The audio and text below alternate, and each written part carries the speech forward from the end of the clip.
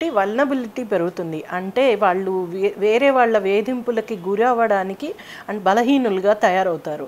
అది చాలా ఎక్కువ. అందుకనే మాకు వచ్చే చైల్డ్ అబ్యూస్ కేసెస్ కానీ, లేదు అంటే పిల్లల మీద జరిగే బుల్లీయింగ్ కానీ, లేదు డ్రగ్స్ ఎడిక్షన్స్‌లో కానీ తప్పనిసరిగా ఇలా కాన్‌ఫ్లిక్ట్ ఉన్న ఫ్యామిలీస్‌లోంచే వస్తారు.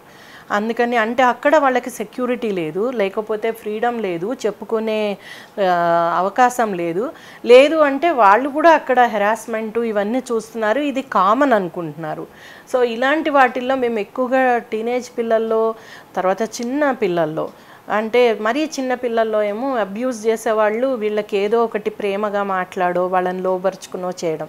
లేదు కాస్త టీనేజ్ పిల్లల్లో, కాస్త తెలిసే పిల్లల్లో ఏమో లేదు మీ అమ్మ నాన్న కొట్టుకుంటూనే ఉంటారు, నేనైతేనే బెటరు నీ లైఫ్లో అనే విధంగా గ్రూమ్ చేయడం.